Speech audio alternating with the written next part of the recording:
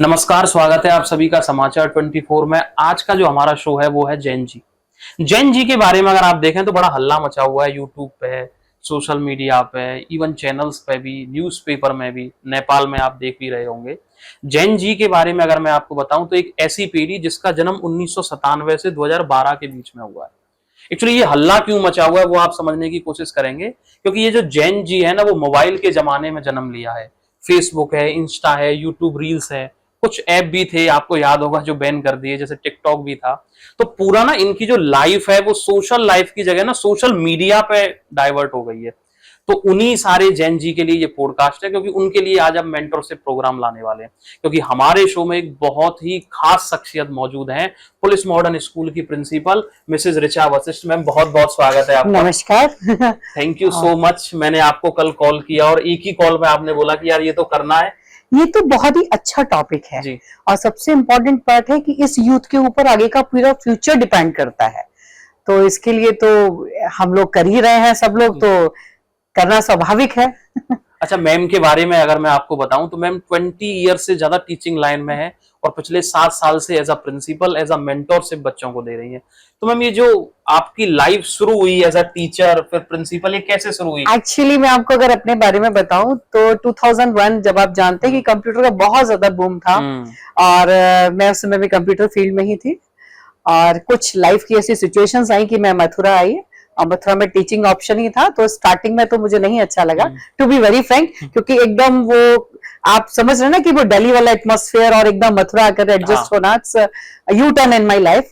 लेकिन शायद मैं आज ईश्वर को धन्यवाद देती हूँ कि इतना पायस प्रोफेशन उसने मुझे दिया कि मुझे लगता है शायद इससे खूबसूरत प्रोफेशन ही नहीं है।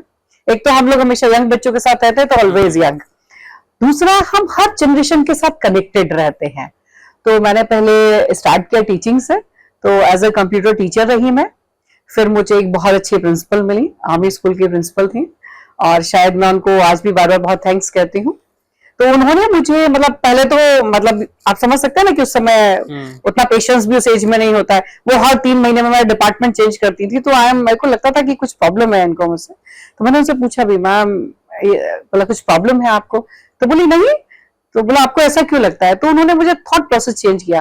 उन्होंने कहा सिक्के का दूसरा पहलू देखिए। सिक्के का दूसरा पहलू ये, मैं आपको शायद सारे डिपार्टमेंट के काम सिखाना चाहती हूँ। फिर उन्होंने मेरी एक्चुअली प्रिंसिपल शिप के लिए मुझे इनिशिएटिव दिलवाया, मैंने स्टार्ट भी किया, बहुत सारी चीजें लर्न की और बाय द गॉड ग्रेस मेरे को एक ऐसा प्लेटफॉर्म मिला, पुलिस मॉडर्न स्कूल, जो कि बेसिकली एजुकेशन के लिए काम करता है। यहाँ का मैनेजमेंट टॉप टू बॉटम सब सर्विस ओरिएंटेड लोग हैं। लोकल लेवल पे एसएसपी देखते हैं एज ए मैनेजर और इसके अध्यक्ष सोसाइटी के रहते हैं डीजीपी लखनऊ। तो सभी लोगों को मालूम है कि एजुकेशन की वैल्यू क्या है। तो जिस समय में मैंने स्कूल ज्वाइन किया, स्टार्ट किया, यहाँ पे बहुत छोटी सी स्ट्रेंथ थी, बस खाली यही एक छोटी सी कैल शेप की बिल्डिंग थी।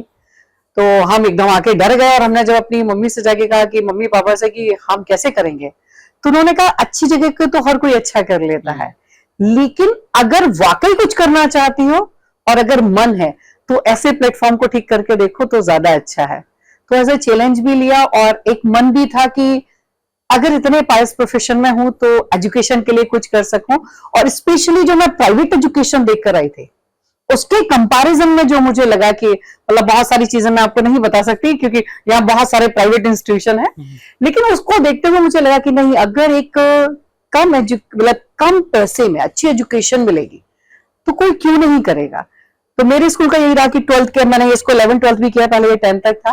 तो ये था कि हम कैसे बेस्ट कर सकते हैं और मेरे स्कूल का ऑब्जेक्टिव, कहने को मेरे यहाँ से आईआईटी में भी बच्चे निकलते हैं, एनडीए में भी निकलते हैं, स्पोर्ट्स में भी हमने अच्छा प्लेटफॉर्म दे रखा है, हर चीज में दे रखा है। लेकिन हमारा ऑब्जेक्टिव, स्पेशली स्कूल का ऑब्जेक्टिव हमने बना रखा है, एक विजन बना रखा है कि हर बच्चा आईएएस पीसीएस बनने के लिए तैयार नहीं होता, हर बच्चा धोनी नहीं बन सकता, बट अगर डॉक्टर और इंजीनियर भी नहीं बन सकता, ऑब्वियस है। लेकिन अगर हम हर बच्चे में एक कैरेक्टर डेवलप करें, हम हर बच्चे को मेहनती बनाएं, हम हर एक बच्चे को एक स्किल दें, तो डेफिनेट सी बात है कि वो एक अच्छे समाज का निर्माण करने में हेल्प जरूर करेगा। तो हमारा मेन मोटिव है ही ये कि हर बच्चे को उसके स्किल के अकॉर्डिंग प्लेटफॉर्म मिल सके। और ये जो आप जितना भी जनरेशन के बारे में कह रहे हैं, वाकई इट्स वेरी टफ। क्योंकि जो एक इससे पहले वाली जनरेशन थी उसमें डिस्ट्रैक्शंस बहुत नहीं थे, इन बच्चों के पास डिस्ट्रैक्शंस बहुत है, लेकिन ये डिस्ट्रैक्शंस उतने यूजफुल भी है अगर उनको उसका वही ना सिक्के का दूसरा पहलू भी दिखाया जाए। तो बस इसी प्रोफेशन में आ गई और यहीं से जर्नी शुरू करी, और आज स्कूल की स्ट्रेंथ भी मेरे की मतलब अप्रॉक्स 1,500 के आसपास है, सामने बिल्डिंग भी बन रही है, तो बस एक यात्रा पे निकल गए हैं, कर रहे हैं। अच्छा, जब टीचर से आप प्रिंसिपल में चेंज हुई, हाँ। तो सबसे अच्छा अनुभव आपका क्या रहा? मतलब क्या आपकी लाइफ में चेंज हुआ? पर्सनली आपकी लाइफ में क्या चेंज पर्सनली सबसे अच्छा चेंज हुआ मेरे विजन में। मैं जो एक ये सोचती थी कि हाँ सब्जेक्ट है, सिलेबस है, मेरा धीरे धीरे विजन, और जितना मैं बच्चों के टच में और सोशली टच में आती गई उतना ही मुझे एनालिसिस होता गया कि एजुकेशन कितना बड़ा प्लेटफॉर्म है और कितना बड़ा चैलेंज है अगर आप इसको ऑनेस्टली करते हैं। और आई थिंक शायद इससे बड़ा पायस प्रोफेशन मुझे कोई नहीं लगता आज की डेट में, तो वाकई मैं ईश्वर को धन्यवाद देती हूँ कि उसने इतना अच्छा प्लेटफॉर्म मुझे दिया। मतलब बाय डिफॉल्ट आप इसमें आई, yes. अब आप मजा आने लगा है। यस डेफिनेटली, मतलब ऑलवेज फील यंग और ऑलवेज छोटे बच्चों की प्रॉब्लम भी सुन रहे हैं आप, बड़ों की भी। और ऐसा नहीं, आज की जो दुनिया में अगर हम कहते हैं वो बच्चा उतना परेशान भी है, ऐसा नहीं है कि उसके सामने स्ट्रगल्स नहीं है, उसके सामने चैलेंजेस नहीं है, उसके सामने भी है, बट पेरेंट्स का भी समझने का थोड़ा नजरिया अलग है, टैकल करने का तरीका भी अलग है, क्योंकि वो एक जनरेशन गैप है। तो बहुत सारी चीजें हैं, लेकिन और एक पर्टिकुलर चीज को आप नहीं कह सकते। अगर मीडिया या हम जो मोबाइल और जो कह रहे हैं सोशल मीडिया कह रहे हैं, वो इंफॉर्मेशन के लिए उतना अच्छा भी है। विद इन द क्लिक, हमारे टाइम में एक टॉपिक के लिए आप सर्च कर रहे हैं, बुक्स देख रहे हैं, अब विद इन द क्लिक हर चीज अवेलेबल है, सारी चीजें यूट्यूब पे हैं पढ़ने के लिए। ऑब्वियस, बस सिर्फ ये है कि बच्चों को सही डायरेक्शन देना है। इसमें स्कूल, सोसाइटी और पेरेंट्स हर एक का ही मैं कहूंगी इक्वल योगदान है, उन सबको साथ मिलके काम करना पड़ेगा, तो इस मिसयूज को यूज में कन्वर्ट करना पड़ेगा। अच्छा, ऐसा आपको लगता है, मुझे पर्सनली ये फील भी होता है कि आज के यूथ को गाइड करना थोड़ा मुश्किल है। हाँ मुश्किल है, क्योंकि उसके पास आपसे ज्यादा नॉलेज है। आपके वो क्लिक के सबसे पहले वो जब कोई चीज जानता है तो क्लिक करके करता है, पर प्रैक्टिकल एस्पेक्ट उसके पास नहीं है, तो आपको उसको प्रैक्टिकल एस्पेक्ट के साथ समझाना पड़ेगा, उसकी स्मार्टनेस के साथ समझाना पड़ेगा, क्योंकि वो ऑलरेडी इन्फॉर्मेशन लेके आया। हम लोग भी टाइम में हम लोग ब्लैंक जाते थे, टीचर ने कह दिया यस, मम्मी पापा ने कह दिया यस, ये यस वाले बच्चे नहीं है, इनको आपको उतना ही लॉजिकली समझाना पड़ेगा। जैसे मैं आपको एक बहुत छोटा सा किस्सा सुनाती हूँ। एक बार ऐसा हुआ कि एक लड़की ने आके मुझसे क्वेश्चन किया कि क्यों कहा जाता है लड़कियों के लिए, क्यों कहते हैं लड़कियों के लिए। तो मतलब हम नॉर्मली समझा रहे थे, तो हमने उससे एक ही चीज पूछी कि बेटा एक बात बताइए, अगर सोने की एक छोटी सी पिन भी है आपके पास, तो आप उसे बहुत संभाल के रखते हैं या नहीं? तो गॉड एक बहुत बड़ा क्रिएटर है, यहाँ कंपैरिजन नाम की तो कोई चीज है ही नहीं। तो अगर वो क्रिएटर है और कंपैरिजन नाम की कोई चीज ही नहीं है, तो हर एक की अपनी ब्यूटी है। अगर आप उस ब्यूटी को डिस्ट्रॉय कर रहे हैं तो बेसिकली आप एक लोअर कैटेगरी पे जा रहे हैं। ऑलरेडी आपको 100 डिग्री के साथ ईश्वर ने क्रिएट किया है और आप 50% पे जा रहे हैं, तो ये आपकी चॉइस है, आपको 100% से प्लस करना है या 50% जाना है। तो फर्क होता है कि आप उसको किस डायमेंशन से एक्सप्लेन करते हैं। Dimension is very very important part. तो बस आज के यूथ के पास एक्चुअली नॉलेज लिमिट से ज्यादा है। वो कहते हैं ना, अति से ज्यादा हर चीज खराब भी होती है, और लिमिट से ज्यादा ही उनके पास में वो लोग ये समझते हैं कि छोटे से बच्चे से पूछो तो आई एम मोर इंटेलिजेंट, क्योंकि वो अपने फादर से शायद ज्यादा अच्छा मोबाइल ऑपरेट कर लेता होगा। बट ऑपरेट करने का मतलब नहीं है, बस मिसयूज और यूज जो वो समझ सकता है वो बच्चा नहीं समझ सकता। तो बस थोड़ा सा डिफरेंट एंगल से समझाना पड़ेगा, वरना बच्चा जितना इनोसेंट पहले था उतना आज भी है। बस थोड़ी हमारी पेरेंटिंग टफ हो गई है कि हम लोग को उनके साथ साथ उतना ही स्मार्ट भी बनना पड़ेगा। अच्छा, आप प्रिंसिपल हैं, तो आपको टीचर्स को भी मैनेज करना है, आपको स्टूडेंट्स को भी मैनेज करना है, आपको पेरेंट्स को भी मैनेज करना है। Yes definitely. तो कभी ऐसा हुआ है कि आपके पास भड़कते हुए आए हो इन तीनों में से कोई भी? जैसे बच्चे तो नहीं आ सकते, ये जेन्युइनली हो रही है, कैसे आप डील करते हैं? नॉर्मली ऐसा ही होता है। जैसे मान लीजिए टीचर आए आपके पास भड़कते हुए।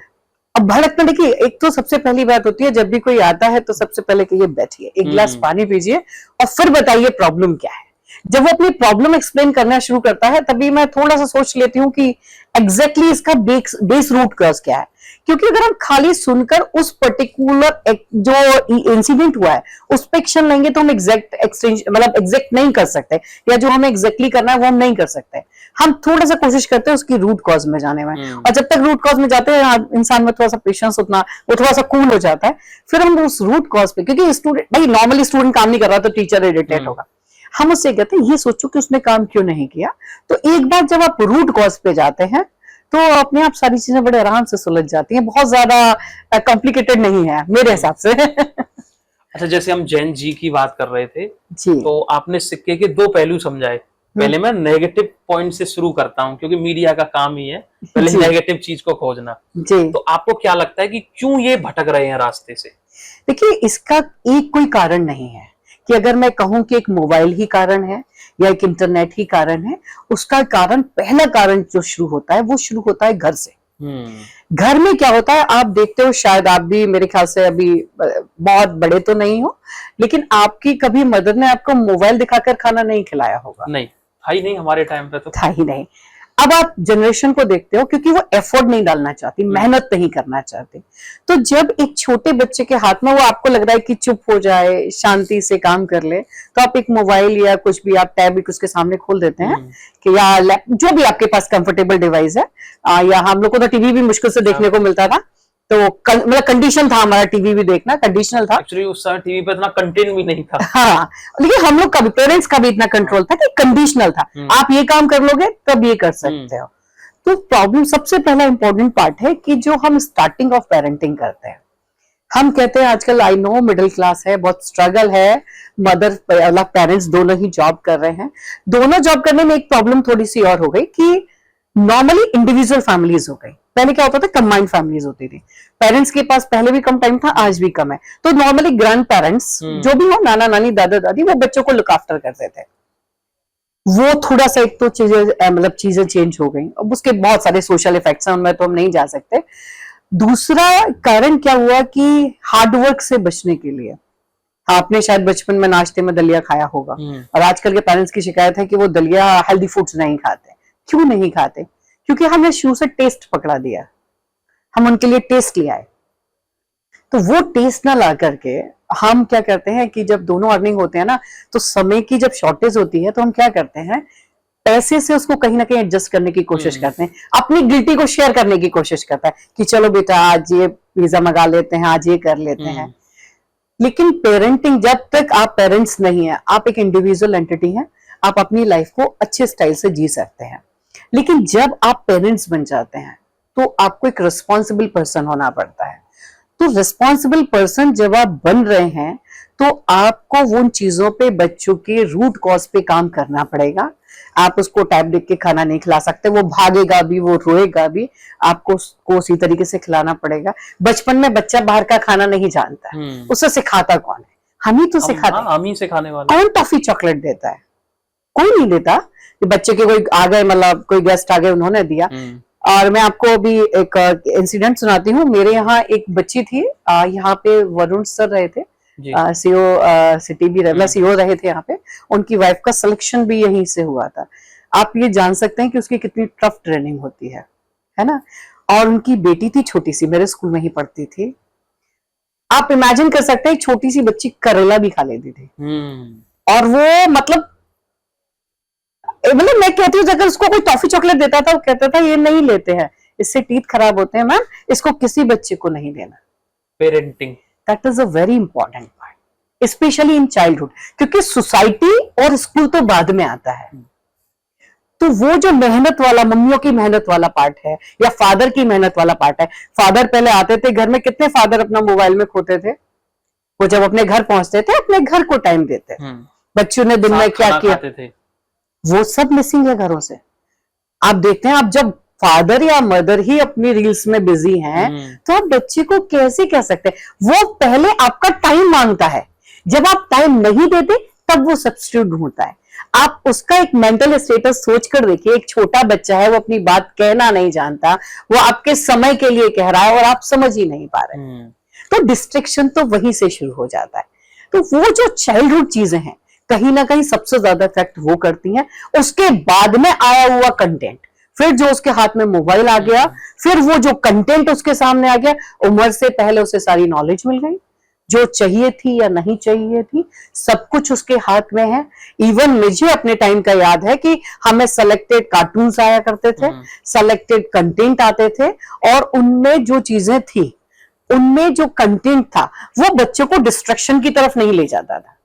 आज का जो कंटेंट है वो बच्चे को कहीं ना कहीं डिस्ट्रैक्शन ले रहा है। आप वहां की लैंग्वेज देख लीजिए, इतना खराब लैंग्वेज है कि वो भाषा की खूबसूरती ही भूल गए हैं। एक्चुअली आइडियल भी आज के यूथ उसी को बना रहे हैं, पता नहीं क्या होता जा रहा है उनके। उसकी वजह आइडियल यूथ, उनके पास अगर एक खाली गिलास है, मैं आपको एक खाली गिलास दे रही हूँ, अगर उस खाली गिलास में ये मेरी मर्जी है ना कि मैं क्या डालूंगी, भाई आप उस खाली गिलास में पानी भी डाल सकते हैं, जूस भी डाल सकते हैं, आप सॉफ्ट ड्रिंक भी डाल सकते हैं, हार्ड ड्रिंक भी डाल सकते हैं, अल्कोहल भी डाल सकते हैं, इट्स योर चॉइस। तो योर चॉइस वो बनाई किसने, और खाली हाथ खाली गिलास पकड़ाया कैसे, किसके हाथ, मतलब कैसे गया उसके हाथ में। एक बढ़ते बच्चे में एनर्जी होती है, पुराने लोग कहते थे यूथ में इतनी ताकत होती है कि मतलब इतना एनर्जी होती है कि पैर मारो, पुराने लोग डायलॉग बोलते थे, पानी निकल आएगा, इस तरीके के डायलॉग। इट मींस वो सोर्स ऑफ एनर्जी है, उस सोर्स ऑफ एनर्जी को आप डाइवर्ट क्यों नहीं कर रहे हैं। अगर बच्चा स्पोर्ट्स में अच्छा है आप स्पोर्ट्स खिलाइए, म्यूजिक में अच्छा है म्यूजिक कराइए, आर्ट एंड क्राफ्ट में कराना है आर्ट एंड क्राफ्ट में कराइए। और इसका मैंने एक छोटा सा प्रैक्टिकल भी किया, मैंने अपने 9 to 12 के लिए बच्चों के लिए कंपलसरी किया, एक मतलब हम लोग के क्लब चलता है तो क्लब पीरियड कंपलसरी किया। उस क्लब पीरियड में क्या है कि बच्चे को जिस क्लब में इंटरेस्ट है, art and craft, music, singing, dancing, whatever skill, वो उस स्किल में जाता है और 1 घंटे जम के अपनी एनर्जी लगाता है। तो जब वो उसमें, क्योंकि जो उसे शौक है, उसे अच्छा लगता है, और वो जब जम के अपनी एनर्जी लगाएगा तो वो डाइवर्ट तो होगी, और उसको उस स्किल्स के उससे उसको ये भी मिलेगा इसकी अपॉर्चुनिटीज क्या है, मैं क्या कर सकता हूँ, अपने स्किल पहचानने की एक एबिलिटी आएगी कि ये मेरा स्किल है, मैं इसको भी कर सकता हूँ। स्टार्टिंग में बच्चा सब जगह घूमता है, थोड़ा ड्राइंग कराएगा, थोड़ा ये कराएगा, लास्ट में वो सोचता है कि नहीं दिस पर्टिकुलर इंटरेस्ट है। तो वही बस करना है हमें, बच्चे के गिलास को खाली नहीं छोड़ना।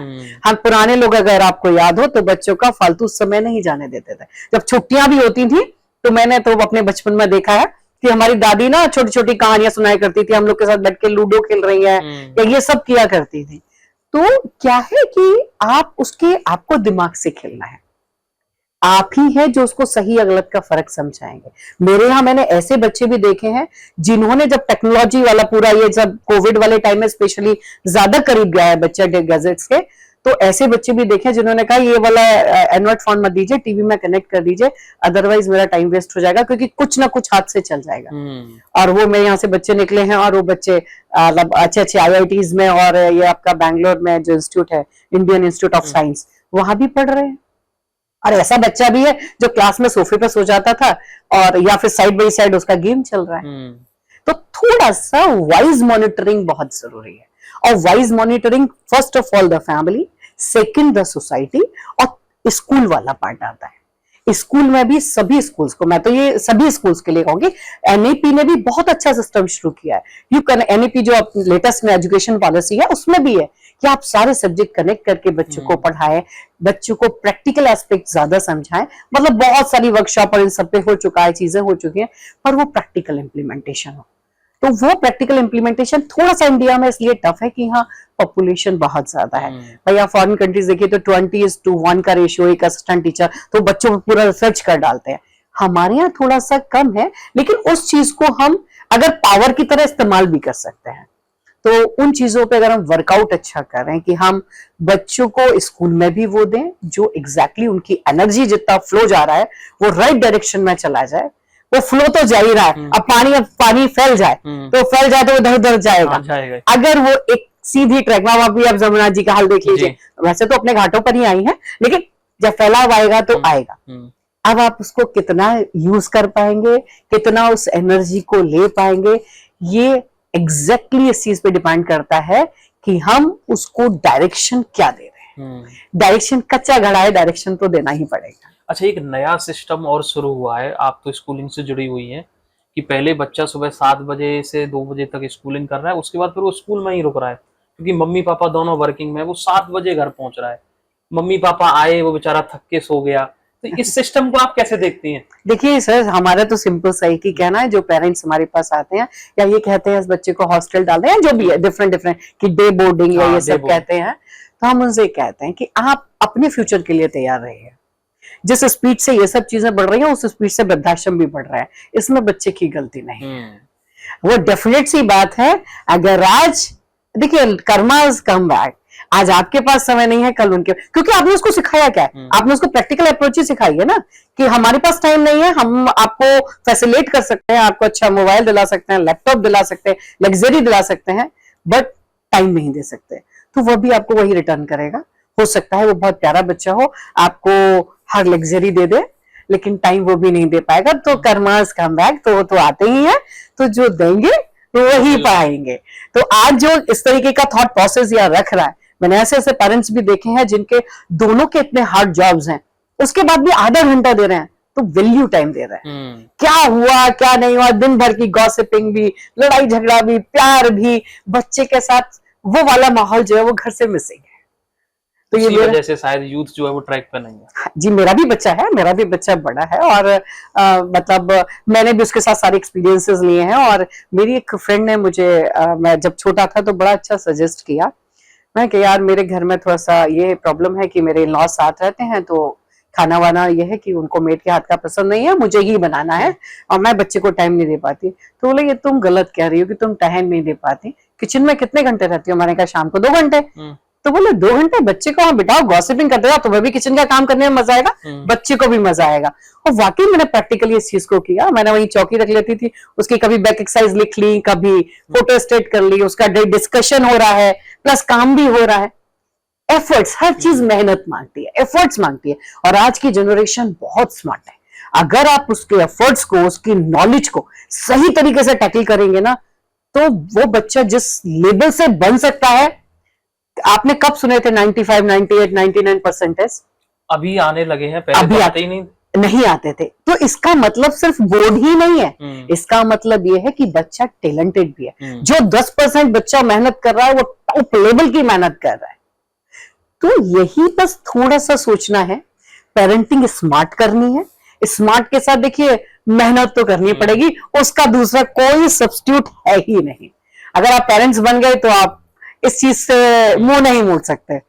अच्छा, स्कूलिंग से मैं थोड़ा ऊपर एज ग्रुप पे चलता हूँ, जैसे कॉलेज का हो गया, first year, second year, third year. उन लोगों को ना आजकल की ग्लैमर वाली दुनिया दिखती है, और वो ग्लैमर वाली दुनिया के पीछे ही भाग रहे हैं। उनको वही मोबाइल पे उन्होंने देखा है ना, कि वो उन्हें लगता है वो यथार्थ की दुनिया पे नहीं है। और जब यथार्थ की दुनिया पे जब वो बच्चे आएंगे, तो मतलब आई नो कि वो कैसे सर्वाइवल करेंगे, क्योंकि इंडिया में ऑलरेडी सर्वाइवल बहुत, आप सभी जानते हैं, हर फील्ड में कंपटीशन बहुत ज्यादा है। उन लोग के लिए बहुत टफ टाइम भी आने वाला है। लेकिन चाहे वो डिग्री कॉलेज के बच्चे हो या इंटर स्कूल के, डिग्री कॉलेज में क्या होता है, अभी यहाँ के बच्चे थोड़े इनोसेंट होते हैं, अपनी समझा लेते हैं। वो कहते थे पुराने लोग कि 14 साल बाद वो लकड़ी कड़ी हो जाती है, उसको झुकाना मुश्किल है। इसलिए कहते हैं कि स्टार्टिंग में ही झुका लो और स्टार्टिंग में ही मैनेज कर लो तो अच्छा है। लेकिन अगर नहीं भी कर पा रहे हैं, उनका सर्किल इस तरीके का हो रहा है, चीजें ऐसी हो रही हैं, तो उसमें जैसे कि आप बच्चे को सही टाइम पे प्रॉपर काउंसलिंग दिलवाएं, उसको हर चीज की वैल्यू समझाएं। मैं फिर वही आऊंगी कि भाई एक जो हमारा मतलब हो सकता है कि शायद घर में कुछ प्रॉब्लम्स हो या चीजें हो, आप थोड़ा सा घर के बड़ों को साथ रखें अगर कंफर्टेबल हैं तो, क्योंकि अगर आपके पास समय नहीं है तो शायद वो दे पाएंगे। और इसके अलावा थोड़ा सा मेरा ये सजेशन है, जो बढ़ता यूथ है उससे यूज और मिसयूज, स्पेशली चाहे वो पेरेंट्स की फॉर्म में हो, मेरी ये सोशली भी रिक्वेस्ट है कि पहले लोग क्या होता था, सोशली भी बहुत डरते थे, बच्चे सोशली डरते थे, क्योंकि वो गली या मोहल्ले में या कॉलोनी में जिसमें भी रह रहे, आस पड़ोसी से भी चाचा ताऊ कह करके बात किया जाती थी, और उनका भी डर ये था कि एक सोशल रिस्पॉन्सिबिलिटी है। मैं ये नहीं कहूंगी कि खाली एक इंडिविजुअली, सोशल रिस्पॉन्सिबिलिटी गार्जियन की तरह मानते थे, और वो पेरेंट भी उससे अफेक्टेड नहीं होते थे। तो एक सोशल एक चेंजेस तो लाने पड़ेंगे।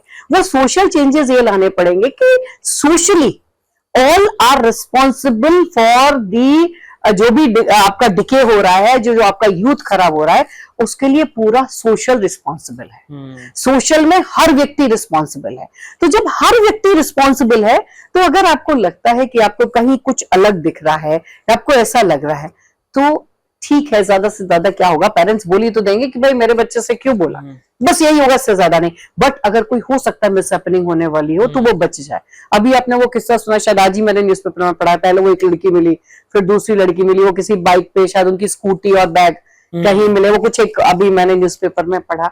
यही अगर सोशली थोड़ी सी जागरूकता हो, हर व्यक्ति को लग जाता है कि यहाँ कुछ गलत चल रहा है, तो थोड़ी सी अगर जागरूकता में हो जाए, तो आप देखिए पुलिस भी कितने सारे अभियान चला रही है, क्योंकि ये एक सोशल टास्क है, ये कोई इंडिविजुअल टास्क नहीं है। तो जहां हम बड़े बच्चों की बात करते हैं, सोशल भी एक रिस्पॉन्सिबिलिटी बनते हैं। आप मतलब प्लीज, मतलब मुझे नहीं कहना चाहिए पब्लिकली, लेकिन मैं थोड़ा सा एक पॉइंट डिस्कस कर रही हूँ कि हार्मोनल चेंजेस भी उस एज में हो गए हैं, और जब हार्मोनल चेंजेस जब हो गए हैं, तो बच्चे में अट्रैक्शन होना स्वाभाविक है। बिल्कुल। तो उसकी प्रॉपर काउंसलिंग जरूरी है कि बेटा ये अट्रैक्शन नेचुरल है। इस नेचुरल को आप कैसे कंट्रोल कर सकते हो, आप उसको ओपनली थेरेपी सिखाएं, ओपनली चीजें बताएं। तो अगर एक डिग्री कॉलेज भी अगर अपने करिकुलम में इस तरीके की चीजें डाले, वैसे बहुत सारे कॉलेजेस करते भी हैं कि आप बच्चों को कुछ अच्छी थेरेपीज दें। मैं कहती हूँ 100% बच्चा नहीं बदलेगा, बट अगर 40% भी बदल गया, 50% भी चेंज हो गया, तो वो एक बहुत बड़ा टास्क कंप्लीट हो जाएगा। और हर व्यक्ति सोशली इतनी ड्यूटी पूरी करे कि specially matter of the kids या मैटर ऑफ द स्टूडेंट, मैं कहूंगी, अगर उसे कुछ भी लग रहा है कि इट्स अनकंफर्टेबल है या चीजें ठीक नहीं है, डायरेक्ट बात नहीं कर सकता, तो आसपास की किसी अथॉरिटी को इन्फॉर्म कर सकता है। तो हो सकता है आजकल जितना हम अखबार भरा हुआ देखते हैं, तो वो थोड़ा सा कम हो जाए और चीजें थोड़ी सी बैलेंस में हो जाए। और ये तो एक सोशल रिस्पॉन्सिबिलिटी है, तो मेरे ख्याल से हर एक को करनी चाहिए। अच्छा, आज की इस पीढ़ी को, जैन जी को, आप अपने या मेरे टाइम से कंपेयर करें, तो स्ट्रगल तो हमारे पास भी थे, स्ट्रगल इनके पास में भी है। इनके पास क्या है? इनके पास चैलेंजेस हमसे भी ज्यादा है। हमारे पास एक अच्छा हेल्दी फैमिली एटमॉस्फेयर था, एक अच्छी सोसाइटी थी। आजकल के बच्चों के पास, क्योंकि एक तो मोबाइल तक सिमट गए हैं, तो नो डाउट कि ये प्रॉब्लम तो है। और इसके अलावा जो आज का यूथ है, उसमें भटकाव ज्यादा है, उसमें डिस्ट्रैक्शंस की भरमार है, जो हमारे पास नहीं थे। हम लोग वो जैसे कहते हैं ना, घोड़े के ऐसे लगा दिया जाता था, हम ऐसे ही वो चलने वाले, एक ही चलने वाले लगते। अब इनके पास, अब वो मल्टीपल फायदेमंद भी है। आज जितनी करियर अपॉर्चुनिटीज है, मेरे टाइम में नहीं थी। नहीं, बिल्कुल नहीं थी। आज डिफेंस में भी फीमेल्स हैं, हमारे टाइम में डिफेंस में नहीं हुआ करती थी। मतलब एक्चुअली मैंने सफर किया, एसएसबी मैंने 2 बार क्लियर किया। तो बहुत सारी चीजें हैं जो कि आज की जनरेशन को मिल रही है। आज अगर वो एक अपना कैरियर इवेंट मैनेजमेंट बनाना चाहते हैं, lot of the types of the managements, designing बनाना चाहते हैं, thousands of the type of the designings are there, तो इनके पास उतनी ही ज्यादा प्लेटफॉर्म्स भी हैं। फर्क सिर्फ इतना है, वही मैं आपसे बार बार लाऊंगी, एनर्जी को, फ्लो को सही डायरेक्शन में लेना। और ये फैमिली, कॉलेज या स्कूल जो भी ऑब्लिक है, प्लस सोसाइटी, तीनों की रिस्पॉन्सिबिलिटी। और स्पेशली मैं मीडिया से कहूंगी कि कंटेंट के लिए कहीं ना कहीं कुछ ना कुछ ऐसा लगना चाहिए। जब इतना एआई डेवलप है, सारी चीजें हैं, तो कंटेंट पे भी एक स्पेसिफिकली वेन होना चाहिए कि इतने छोटे बच्चों को एटलीस्ट उस टाइप का कंटेंट ना मिल सके जो उनको डिस्ट्रैक्ट करे। रेस्ट्रिक्शन होनी चाहिए। आप कार्टून्स भी देख लीजिए, टीवी में जो कार्टून्स आ रहे हैं, हमारे समय टॉम एंड जेरी, आपका जो आपके ही-मैन्स और आपका जंगल बुक्स, इस टाइप के होते थे। तो उनमें कहीं बच्चों को कुछ भी ऐसा देखने को नहीं मिलता था जो कि उनके माइंड को क्वेश्चन के घेरे में लाए, ये क्या होता है। मैं आजकल अभी स्कूल में, अभी मैं आपको बताती हूँ, 3rd, 4th, 5th के बच्चों से हम सुनते हैं तो हम भी शॉक्ड हो जाते हैं, और बच्चों को मालूम ही नहीं है कि वो क्या कह रहे हैं। स्पेशली मैं आपसे बात करूं, एक छोटा सा बच्चा और उसके पेरेंट्स मेरे पास डायरी लेकर के आए कि देखिए मैडम, इस लड़के ने क्या लिखा है मेरी बच्ची के लिए, वो कि मुझसे बात करे, ये करे, वो करे। हमने कहा अच्छा ठीक है। अब इतने छोटे बच्चों को नो डाउट कि आप क्या कहेंगे छोटे बच्चों से, तो हमने कहा अच्छा बुलाया उनको। हमने पूछा बेटा आपने डायरी में ये नोट क्यों लिखा? मैं डायरी में लिखूंगा तभी तो उसकी मम्मी पढ़ेंगे। मैंने कहा वेरी गुड। अच्छा, फिर मैंने कहा अच्छा आप उसकी मम्मी को क्यों पढ़ाना चाहते थे? तो कहता है इसलिए पढ़ाना चाहता था कि मैं चाहता हूं कि ये सिर्फ मुझसे बात करे, क्लास के और लोगों से क्यों बात करती है। अच्छा, मैंने कहा ये क्यों आपसे ही बात करे? अच्छा, आपने ऐसा कहाँ देखा? तो उसने योगिता की स्टोरी सुना दी मुझे। तो आप ये सोचिए, बच्चे कहीं ना कहीं से तो देख रहा है, कहीं ना कहीं से तो अट्रैक्ट हो रहा है, उसे नहीं पता और यही बड़े बच्चों के लिए, ये तो छोटा इंसिडेंट छोटे बच्चे के लिए, बड़े बच्चों के लिए भी सेम कंडीशंस है कि वो नहीं जानते एग्जैक्टली वो कर क्या रहे हैं। बस सिर्फ आपको याद दिलाना है बेटा कि कर क्या रहे हो, किस पाथवे पे जा रहे हो। स्पेशली आजकल मतलब मेरे हिसाब से, वो मेरा अपना पॉइंट ऑफ व्यू है, मैं किसी के लिए नहीं कहना चाहूंगी, आजकल बड़ा एक सिस्टम चल गया है कि कंपैरिजन, गर्ल्स एंड बॉयज और इक्वलिटी, ये बड़े कंसेप्ट सुनती हूँ। क्या मतलब है इन सब कंसेप्ट का, मेरी आज तक समझ नहीं आया। आप इससे सोशली डिस्ट्रक्शन बढ़ा रहे हैं। गाड़ी का एक राइट टायर है, एक लेफ्ट टायर है। आप किसको कहेंगे कि इक्वल नहीं है? आप किसको कहेंगे कि वैल्यूएबल नहीं है? इवन हमारी जो अगर मैथोलॉजी या चीजें पढ़े, ईश्वर ने, मतलब मैं जो भी आप एनर्जी लेवल मानते हैं, उसने शायद सबसे ज्यादा पावर्स जो दी थी वो फीमेल्स को दी थी। बिल्कुल। उस फीमेल को पावर क्यों दी थी? मतलब ये मेरा अपना पॉइंट ऑफ व्यू है, जितना मैं पढ़ती हूँ उसके हिसाब से, कि मेरे हिसाब से जो पुराना समय था उसमें क्या था, मेल प्रोवाइडर था। हिटलर नहीं था, हिटलर इन दी सेंस की, मतलब उस सेंस में मैं नहीं कहूंगी, डोमिनेटिंग नहीं था, वो प्रोवाइडर था। उस मतलब प्रोवाइडर इन दी सेंस कि अगर फीमेल ने कहा ये चीज चाहिए तो इट मींस मैं प्रोवाइड करने वाला हूं, मैं आपको प्रोवाइड करूंगा, तो वो प्रोवाइडर था।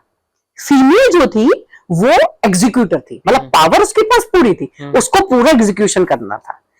अब क्या हुआ कि मेल में आ गया, डोंट माइंड प्लीज, मेल में आ गया वो जो प्रोवाइडरशिप थी वो आ गई, चेंज हो गई ईगो में। जो मैंने कह दिया वही होगा, ये मेरा अपना पॉइंट ऑफ व्यू है प्लीज, है ना। अब उससे क्या हुआ, लेडीज को जो है फीमेल वाला पार्ट आया, उसको लगा कि ये कौन सी ऐसी बड़ी बात है, जब इतने काम करते हैं तो ये और से, क्योंकि ईश्वर ने तो ऑलरेडी पावरफुल क्रिएट किया है, तो उसने उस डायरेक्शन को, वो उस डायरेक्शन में चली गई। उससे क्या हुआ, फेमिनाइन नेचर उसका खत्म हो गया, मेल का जिसको मैं कहूं कि एक दूसरा वाला एंगल आ गया, डोमिनेटिंग नेचर आ गया, फीमेल का फेमिनाइन नेचर खत्म हुआ। उससे क्या हुआ, पूरा सोशल डिसबैलेंस हो गया। वो सोशल डिसबैलेंस का ही इफेक्ट हमारी जनरेशन में है। ये मेरा पॉइंट ऑफ व्यू है। तो मैं बार बार इसलिए कह रही हूँ कि मतलब ये पर्टिकुलर मैं किसी के लिए नहीं कह रही, तो ये मेरा अपना पॉइंट ऑफ व्यू है। तो ये जो सारा जो डिस्ट्रैक्शन वाला जो पार्ट है, ये यहां से जो पूरा सिस्टम बैलेंस खराब हुआ, वो बैलेंस अब डे बाय डे खराब होता जा रहा है। तो ये जो चीजें हैं, या जो चीजें हैं जो हम इतना सोशली चीजों को बता रहे हैं, अगर हम अपने बच्चों को ये बताना शुरू करें कि बोथ आर वैल्यूएबल, स्पेशली आप तो गोल्ड और डायमंड है, तो या तो आप लुढ़क कर नीचे आ जाइए, तो कंपैरिजन कहाँ कर रहे हो? कंपैरिजन बनता ही नहीं है, कोई कंपैरिजन बनता है? इक्वलिटी, कंपैरिजन, मुझे ये सब कंसेप्ट पर्सनली समझ नहीं आते। मुझे ये लगता है हर बच्चे को आप उसकी लायबिलिटी समझाए। ठीक है, पहले एक बंदा काम करता था, घर चलाता था, अब 2 करते हैं, it's not a big deal. ठीक है, अगर उसका, लेकिन आपकी लायबिलिटीज अलग अलग है, चीजें अलग अलग है, अच्छी बात है, लेकिन एक दूसरे को सपोर्ट करो, यही बस बड़ों का रोल होता है। तो मैं अपने आपको सिंपल सा घर का एग्जांपल दूं, जब हम भी इस लाइफ के हर एंगल से गुजरे हैं, तो जब शादी हुई तो ये था कि हम तो वर्किंग में थे शुरू से, तो ठीक है, हमसे कह दिया गया कि हमने लौट के जा रहे थे, हमने कहा ये सामान लेके चलना है, हम लेके चले। तो मेरे फादर इन लॉ ने बड़ी अच्छी बात कही कि उन्होंने बोला कि मेरे हस्बैंड को बिठाया, बोले ये तुम्हारा काम है, करना तुम्हें ही पड़ेगा। ठीक है, she is a supporting hand for you. और ऐसे ही उन्होंने मुझे बोला, ये जो पार्ट है ना घर, ये तुम्हारा हिस्सा है, इसे कितना सुंदर सजा सकते हो, तुम्हारा हिस्सा है। तो दोनों के हिस्से अलग अलग हैं, एक दूसरे का सपोर्ट एक दूसरे में करो, बड़ी अच्छी बात है, लेकिन लाइफ की ब्यूटी को मत खत्म करो। तो ये जो चीजें है ना, ये बड़ों के जो एसेंस निकल कर आते हैं, हो सकता है शुरू में बुरे लगे, लेकिन बाद में इन सब कंटेंट की वैल्यू नजर आने लगती है। तो ये जो ब्यूटी ऑफ सोसाइटी है, इसके लिए हम खाली किड्स को या बच्चों को नहीं रिस्पॉन्सिबल बना सकते, ये पूरी सोसाइटी का ही एंगल चेंज हो रहा है। तो पहले तो घर से ही मीडिया और ये सब फोन्स और ये सब घर से ही कम करने पड़ेंगे, तब जाकर के यह है कि बच्चों में भी आपको चेंज, आप 100% श्योर कि चेंज आएगा। और आप सोशली भी देख सकते हैं, जिन घरों में वैल्यू टाइम दिया जाता है, शाम को बैठते हैं, गपशप होती है, डे के डिस्कशन होते हैं, क्योंकि मैं तो हर तरीके का बच्चा, फैमिली का बच्चा देखती हूँ, तो उनमें जो आपको चेंजेस हैं वो बहुत अलग चेंजेस नजर आएंगे। तो मैं तो ये सभी से रिक्वेस्ट भी करूंगी कि अगर आपके घर में बच्चे हैं या आपके घर में फैमिली मेंबर्स हैं, तो अपनी फैमिली को वैल्यू टाइम दीजिए, एक दूसरे के स्ट्रगल समझिए, क्योंकि जितना बच्चा इनके क्लोज जा रहा है उसका स्ट्रगल उतना बढ़ भी रहा है, क्योंकि उसका वैल्यू टाइम, जो उसका बहुत इंपॉर्टेंट टाइम है, वो खत्म हो रहा है। अच्छा, डिस्कशन हमारा चल रहा था, जैसे मैं कॉलेज से थोड़ा और ऊपर चलूं, तो कॉलेज पास करने के बाद में आजकल सबको ना जॉब्स चाहिए। बिल्कुल और चाहिए। जॉब्स में इंडिया में कहूंगा कि अपॉर्चुनिटीज तो बहुत हैं, या तो स्किल्स नहीं है, या कभी कभी कई सारे रीजंस हैं। तो वहां एक प्रेशर क्रिएट होता है यूथ पे कि यार कैरियर सेट नहीं हो रहा है मेरा, घर वालों का सारा लाइबिलिटीज मेरे ऊपर है। उस टाइम पे वो कैसे अपने आप को मैनेज करे? देखिए, अगर मैं एक बहुत, लाइफ बहुत सिंपल है, आप उसको जितना सिंपल लेंगे वो उतनी ही सिंपल है। हम नहीं जानते थे डिप्रेशन का डीबी क्या होता है, और आज बच्चे सुसाइड करते हैं। प्रेशर ऐसे ही बड़े लोगों का है कि प्रेशर, ये प्रेशर वाला ये स्टार्टिंग से शुरू होता है। हम उसको प्रेशर हैंडल करना सिखाते ही नहीं है। हमने उसको ये नहीं सिखाया, हमने चीजों की वैल्यू नहीं सिखाई कि ये मिलेगा, आप 10th पास कर लेंगे तो वॉच या साइकिल मिलेगी। उसको हर चीज बड़ी इजीली मिल रही है। अब वो डिस्ट्रैक्ट हो गया। डिस्ट्रैक्ट होने के बाद में अब उसने जो भी डिग्री इकट्ठी करनी थी, it's very easy task, government institute से नहीं मिल रहा तो प्राइवेट से करो, मिल जाएगी। अब उसमें स्किल डेवलपमेंट नहीं है। जैसे मैंने आपसे कहा ना कि वो जो टाइम होता है ना, जिस टाइम में हम बच्चों को ये स्किल्स डेवलप करते हैं, ये स्किल्स ही मैनेजमेंट भी सिखाते हैं। ये स्किल डिप्रेशन, जो आपका एंजाइटी है, उसको मैनेज करना भी सिखाते हैं।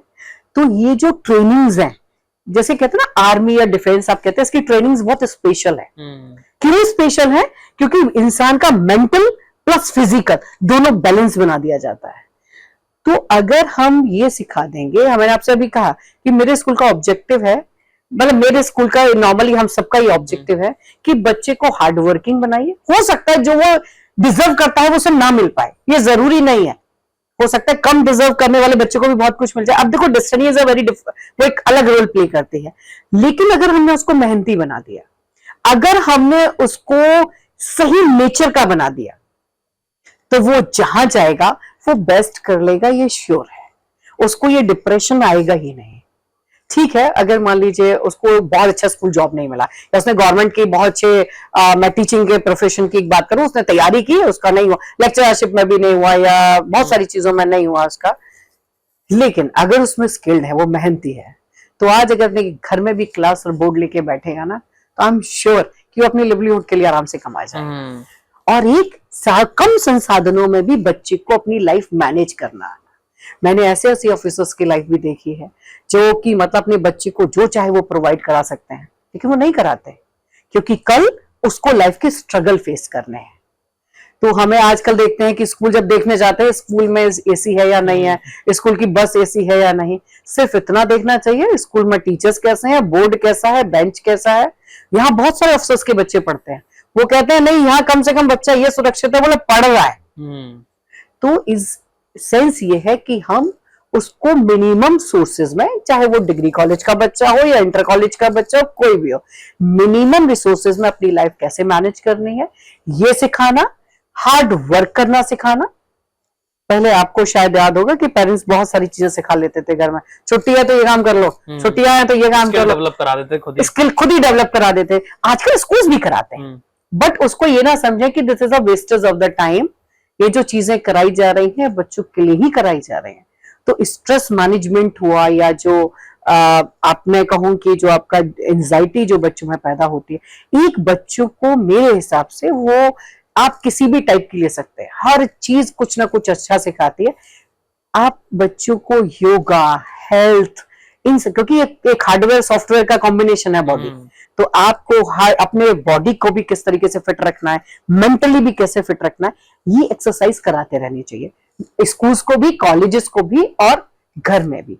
तो ये आप चीजें अगर कराते रहेंगे ना, तो मुझे नहीं लगता कि बच्चे को सिखाओ कि बहुत सिंपल लाइफ है, इंजॉय के साथ जियो, जो है उसमें बेस्ट जियो।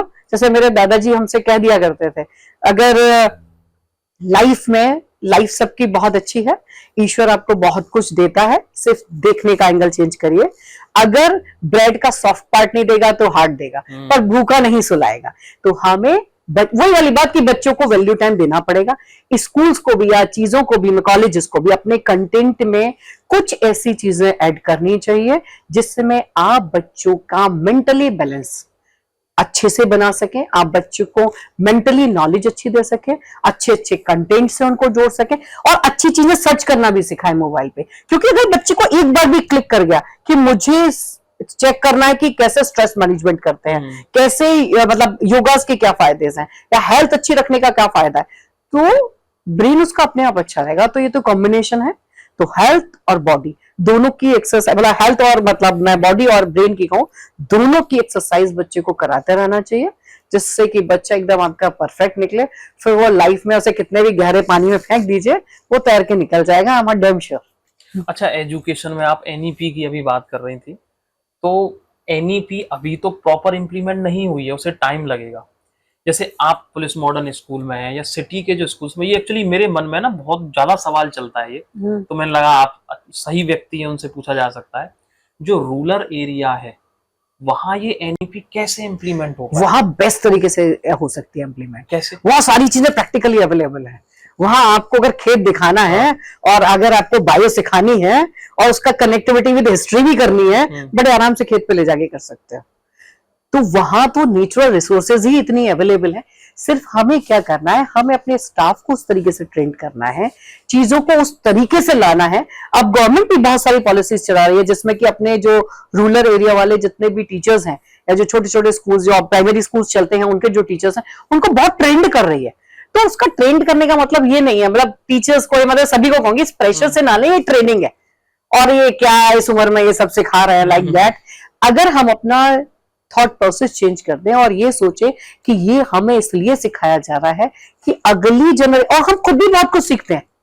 जब बहुत सारी चीजें ऐसी होती है जो नहीं पता होती, जाके जब प्रैक्टिकली करते हैं और बच्चों को सिखाते सिखाते समझ में आता है कि अरे ये भी एक पार्ट था, तो ये तो हमारे पास से मिसिंग था। तो ये तो बड़ा अच्छा लर्निंग प्रोसेस है कि खुद भी सीख सकते हैं और सिखा भी सकते हैं। अच्छा, वेस्टर्न कल्चर की बड़ी बात होती है कि हमारा जो यूथ है या हम लोग खुद भी हैं, आपके पास में बच्चे भी होंगे, आपके खुद के बच्चे बड़ा इन्फ्लुएंस होंगे वेस्टर्न कल्चर से, तो आप उसके पॉजिटिव और नेगेटिव एस्पेक्ट बता सकती हैं मुझे? देखिए, कोई भी चीज, नथिंग इज गुड और bad in this world, only thinking make it so. उसको उसकी ब्यूटी सिखाना शुरू करिए। अभी जैसे कि यहाँ पे एक अफसर रही थी, नाम नहीं लूंगी, उनकी बिटिया, तो उनकी बिटिया थोड़ा सा बहुत ही स्टाइलिश ड्रेस पहन करके घर में आ गई और बोली मम्मी मैं यही पहन के चलूं। उसकी मम्मी ने कहा हाँ बिल्कुल बेटा ठीक, अपने आप को शीशे में खड़े हो, देखो और आपको लग रहा है कि आई एम वेरी ब्यूटीफुल, मैं बहुत सुंदर लग रही हूं और यही बेस्ट है, तो चलो।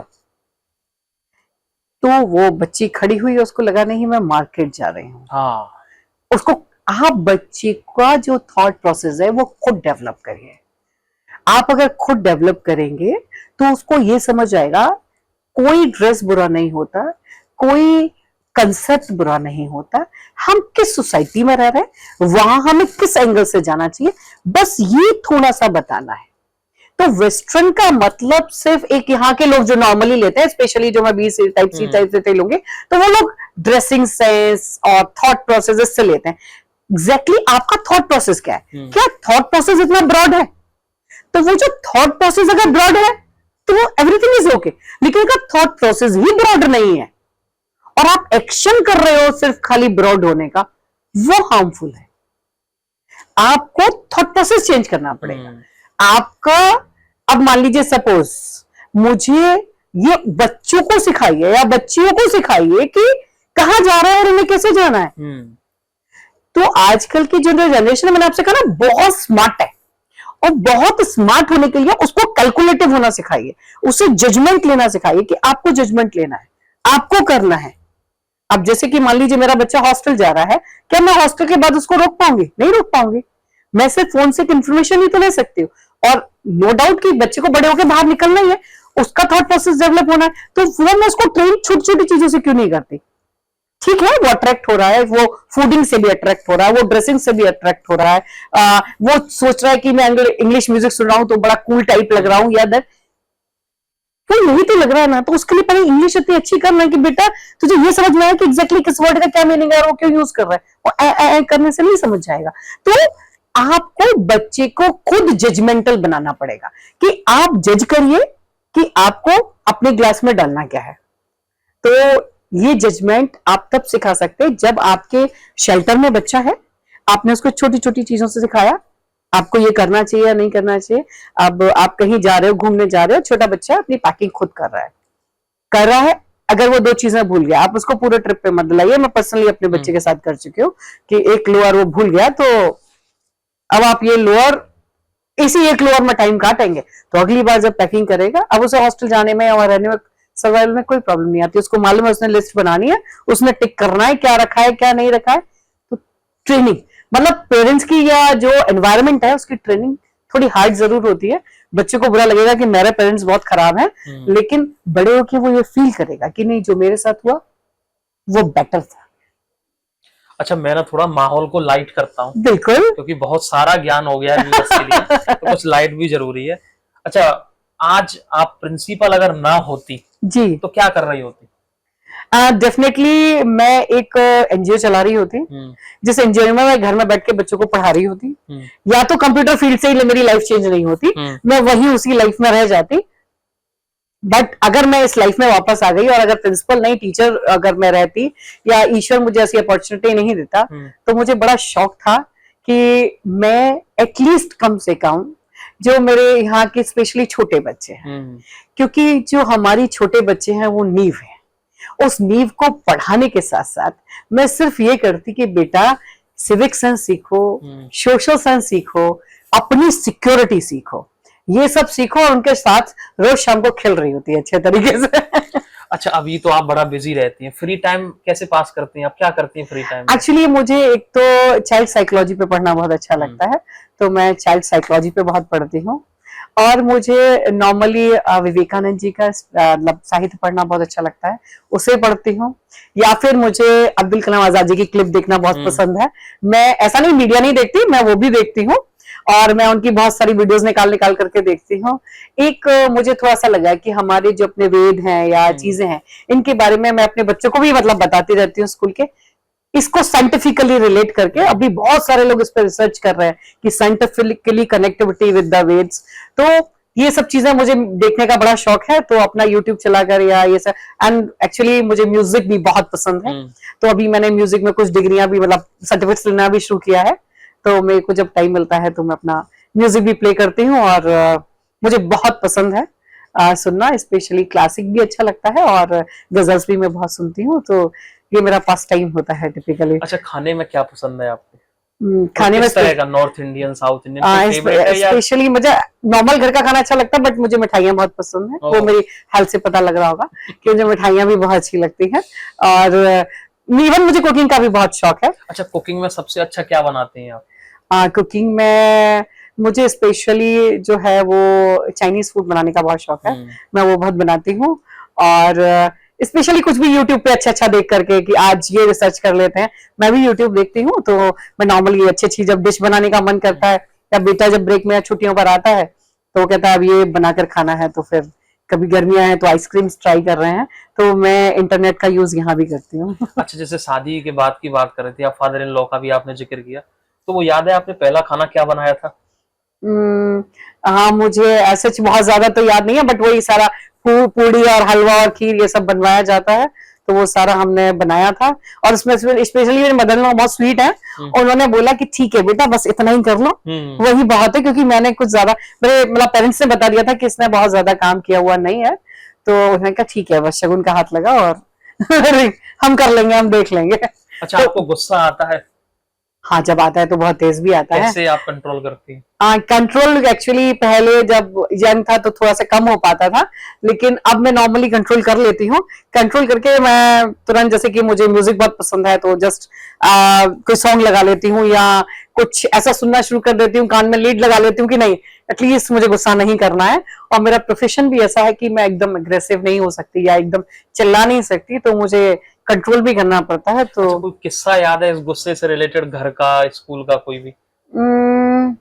हाँ, एक्चुअली एक बार ऐसा हुआ कि मैं यहाँ से बड़ी क्योंकि यहाँ पूरा हम रिनोवेट कर रहे थे, सारी चीजें कर रहे थे, तो मैं बड़ी फ्रस्ट्रेट सी हो रही थी कि कैसे काम होगा, और इस स्कूल को मैं उस लेवल तक जो सोच रही हूँ कैसे ले जाऊंगी, बड़ी फ्रस्ट्रेट थी। एक घर जाके मेरे हस्बैंड ने कुछ बोला और हमने सारी गुस्सा जो थी वो सारी निकाल दी घर में, स्कूल की गुस्सा पूरी घर पे निकाल दी, एकदम घर का माहौल टेंस कि भाई इन्हें क्या हुआ। थोड़ी देर बाद मुझे रियलाइज हुआ कि नहीं इट्स रॉन्ग, तो फिर मैंने जाके सॉरी बोला कि मैंने क्या नहीं करना चाहिए। लेकिन मेरे हस्बैंड मतलब वही लोग बहुत अच्छे हैं, तो मैं पूरा ये सब कर भी पा रही हूँ उन्हीं लोग के कॉपरेशन की वजह से। तो थोड़ी देर बाद जब मैंने कहा बोले कोई बात नहीं, हम समझ सकते हैं कहीं और का गुस्सा निकल रहा होगा, नहीं तो पार्ट ऑफ द लाइफ है, चलता ही रहता है।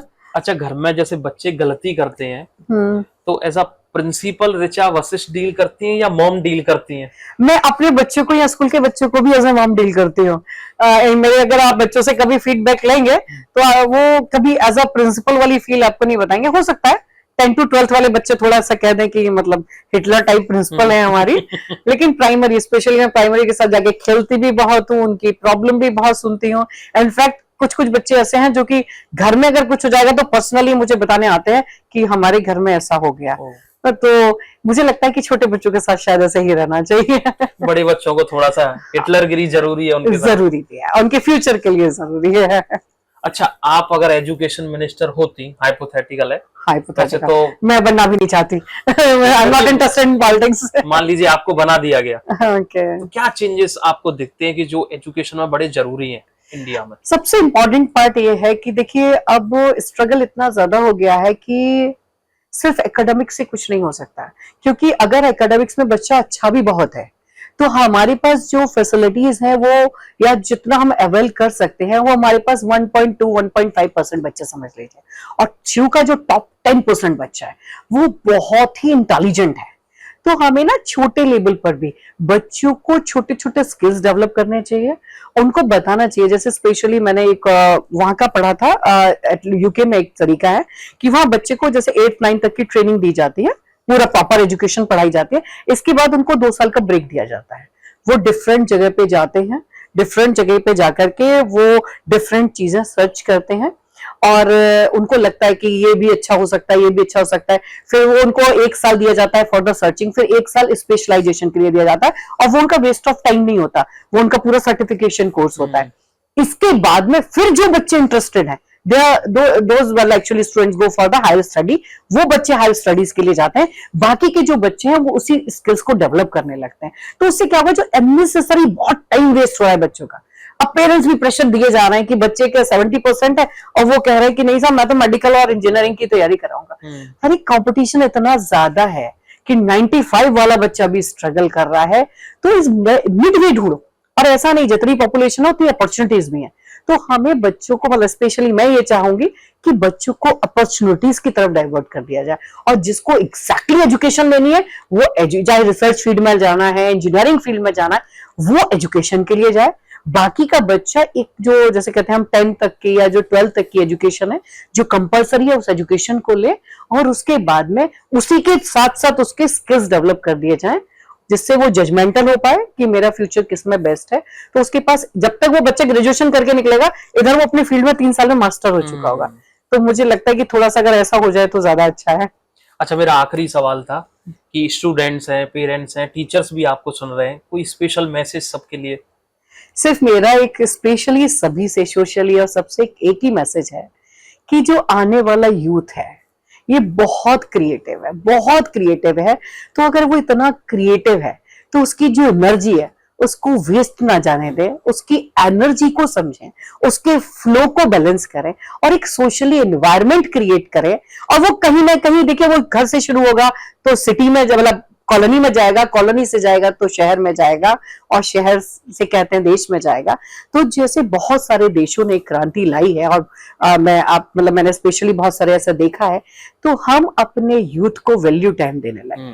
जैसे अगर कोई स्पोर्ट्स में बहुत अच्छा है तो शाम को 1 घंटे अपने बच्चों को खिला ही रहा है, वो अपने कॉलोनी के खड़े इकट्ठे करके खिला रहा है, या कुछ भी जो भी बेस्ट कर सकता है, जो पढ़ा सकता है वो एक टाइम इस तरीके के वेलफेयर में दे रहा है, जो स्किल डेवलप करा सकता है वो स्किल डेवलप कराए। लेकिन अगर एक पूरी कम्युनिटी लग जाए कि हमें अपने बच्चों को एक सही डायरेक्शन देना है, तो मुझे नहीं लगता कि कोई यूथ इधर से उधर जा पाएगा। Thank you so much ma'am time देने के लिए, बड़ा अच्छा Thank लगा you. आपसे बात। नहीं, मुझे भी बहुत अच्छा लगा आज इन टॉपिक पे, मतलब बड़ा मन था कि मैं इन टॉपिक्स पे सब लोगों से कह सकूं, लेकिन आपके चैनल के माध्यम से मैं तो आपका भी शुक्रिया अदा करूंगी कि आपके चैनल के माध्यम से, आपके मीडिया के माध्यम से मैं अपने मन की बात थोड़ा सा अगर पहुंचा पाऊं, और किसी भी एक व्यक्ति पे भी अगर ये हो जाए कि वो इम्प्लीमेंट कर दे, तो मतलब मैं कहूंगी सबसे बड़ा यूज यही होगा। Thank you so much ma'am. Thank you very much. आप लोग देखते रहिए समाचार 24 में, फिर मिलूंगा एक और स्पेशल शो में एक और स्पेशल गेस्ट के साथ। तब तक के लिए नमस्कार।